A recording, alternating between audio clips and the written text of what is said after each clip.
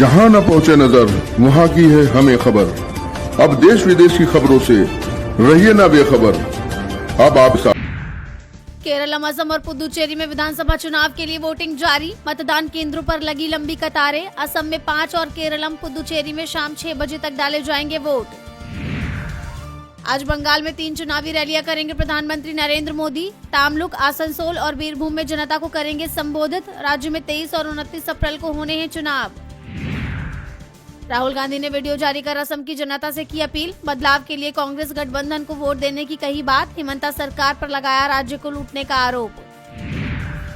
कांग्रेस नेता पवन खेड़ा ने Telangana high court में दायर की अग्रिम जमानत याचिका। सीएम हिमंता की पत्नी पर लगाए आरोपों से जुड़ा है मामला। आज होगी सुनवाई। प्रधानमंत्री नरेंद्र मोदी और राहुल गांधी ने मतदाताओं से की भारी संख्या में वोटिंग की अपील। असम, केरलम और पुदुचेरी की कुल 296 सीटों पर वोटिंग जारी। 4 मई को आएंगे नतीजे। सपा प्रमुख अखिलेश यादव का बीजेपी पर बड़ा हमला। यातायात प्रबंधन के नाम पर वसूली का लगाया आरोप। कहा भाजपा के लिए एआई का मतलब आमदनी इनकम है। प्रियंका गांधी का बीजेपी सरकार पर तीखा हमला। पवन खेड़ा के घर हुई कार्रवाई को बताया शर्मनाक और अहंकार का प्रतीक। कहा सत्ता से सवाल पूछना लोकतंत्र की बुनियाद।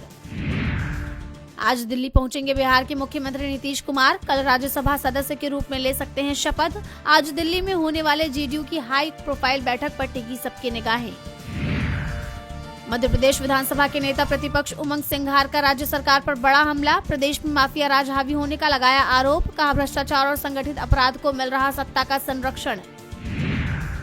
बिहार में लागू शराबबंदी कानून पर तेज प्रताप यादव का बड़ा बयान। कहा बिहार में हर जगह मिल रही है शराब, सिर्फ नाम की रह गई है शराबबंदी। अमेरिका ईरान शांति वार्ता। पाकिस्तान में होगी बातचीत। जेडी वेंस करेंगे टीम लीड। 10 से 12 अप्रैल के बीच पाकिस्तान जा सकते हैं जेडी वेंस। लेबनान में इजरायली हमलों से एक दिन में 254 लोगों की गई जान। राष्ट्रीय शोक का किया गया ऐलान। ईरान बोला सीजफायर और जंग साथ नहीं चल सकते। इजरायली प्रधानमंत्री नेतन्याहू ने ईरान के खिलाफ युद्ध शुरू करने की दी धमकी। कहा हमारी उंगलियां अभी ट्रिगर पर, सीजफायर अंतिम नहीं। अमेरिकी राष्ट्रपति डोनाल्ड ट्रंप का नया हमला। नाटो पर साधा निशाना। सहयोगियों पर भी उठाए सवाल। पाकिस्तान अफगानिस्तान के बीच युद्ध विराम वार्ता रही बेनतीजा। चीन की कोशिश हुई बेकार। तालिबान के सवालों से परेशान हो गए पाकिस्तानी विदेश मंत्री इशाक डार। सोलर पैनल बनाने के लिए जरूरी कच्चे माल पॉलीसिलिकॉन पर सरकार का बड़ा फैसला। देश में ही इसके उत्पादन को बढ़ावा देने के लिए नई पीएलआई योजना लाने की तैयारी। सौर ऊर्जा के क्षेत्र में विदेशों पर निर्भरता कम करना है मकसद। RBI deputy governor T Ravishankar का बड़ा बयान। देश में सीबीडीसी लेन देन की संख्या 15 करोड़ के पार।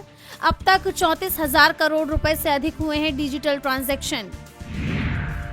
आरबीआई का बड़ा फैसला। अब एनबीएफसी और कॉर्पोरेट्स के लिए भी खोलेगा टर्म मिनी मार्केट। बाजार के दायरे और मजबूती को बढ़ाने के लिए उठाया गया अहम कदम।